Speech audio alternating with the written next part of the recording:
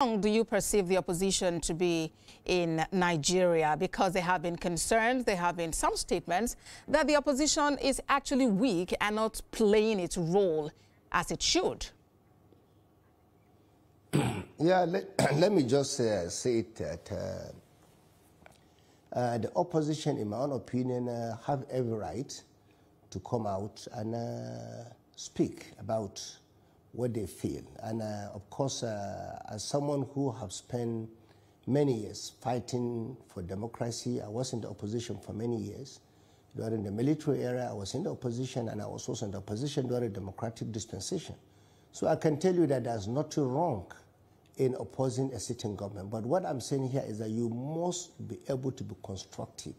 You must be able to oppose a government simply because you have seen something going wrong, or maybe there's something that you feel is not going right.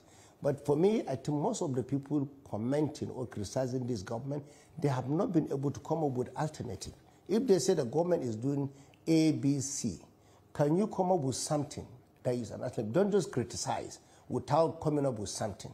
That's the reason why I believe they are just opposing the government for the sake of power, not because they believe the current president or the current government is doing something wrong. If you look at the policy of this government, I can tell you, you can see that things are getting better. The president inherited a very bad economy, like we said, but you see, of course, he has not come out to complain for a day because he's a good leader. He focused on his own job, and he also asked all of us to focus on our job. Sitting here, nobody is coming to complain about how we inherited the system. We are focused on what we can do to better Nigeria. And I can tell you, President Bola Ahmed Tinubu has a lot that he is doing to move this country forward. We are working closely with him as of nationals, and you can see some of the policies of the government. Some are painful at the beginning, but I have no doubt in my mind it's a matter of time. I hear you, Governor. Started even turning the corner. That is a fact. All right, I hear you, and I would like you, to really stay on this and talk about some of this, because, the points that are being raised in the political space there are mostly geared towards 2027, and while a number of people have continued to drum support for the president, it would be important to mention really what you consider to be the profound thing that the president has done, in the last few months that he's been in power, to actually help people know that, okay, he has done something. Okay, let me say it here. I know I'm from Kaduna, and I'm the governor of Kaduna. So when I came in as the governor, I can tell you the issue of security in Kaduna was really bad. We have about 4 local governments that, if you go to Kaduna, you cannot even enter those local governments without security. And most of our people there are farmers. They don't go to farm any longer. Our markets were closed, some of them for 10 years. And there was a lot of problem in security. But today, I can tell you, because of the support of the current government, our partnership with the Office of National Security Advisor, 4 local governments in Kaduna State, namely Benengwari, Giwa, Igabi, and Kachia, I can tell you today we are having relative peace in those local governments. And I can tell you also that more than 200 people that were kidnapped before I came as a governor have been released. Our markets that were closed for 10 years have been opened. So in Kaduna, the most important area of focus is security, because if we don't resolve the issue of insecurity, we cannot be able to have any meaningful development in education, in healthcare, in agriculture. Knowing fully that agriculture contributes about 42.8% of our GDP. Today, I can tell you, our farmers have gone back to the farm. Our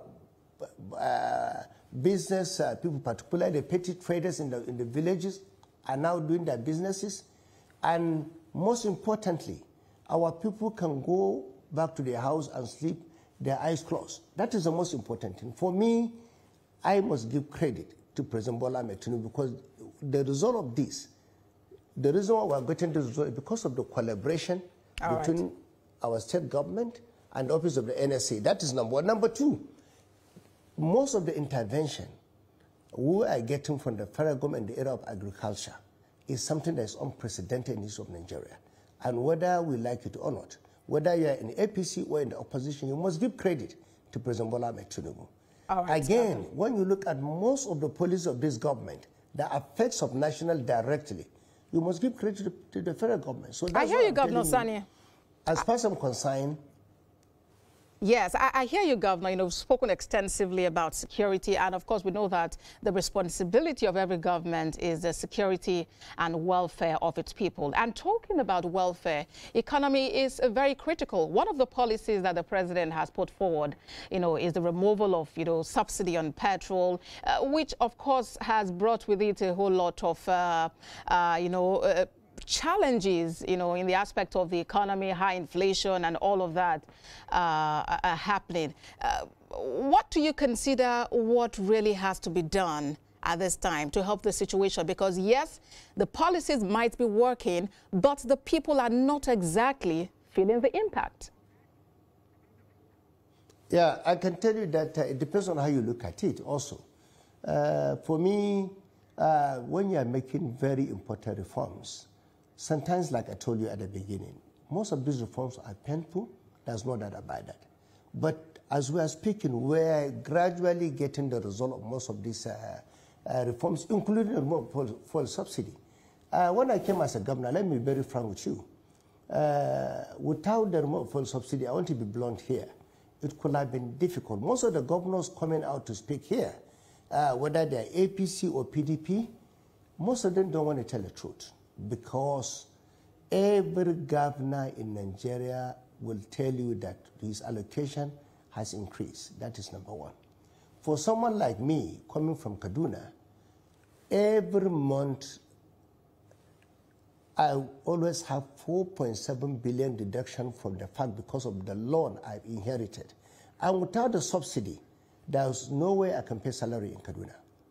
That is the issue, the remote fuel subsidy. That's number one. Number two, I can also tell you that, look, if you talk about the fact that there's inflation, that cost of goods are going up in the market, today as we are speaking, only 2 months ago, the bag of rice was almost 117,000.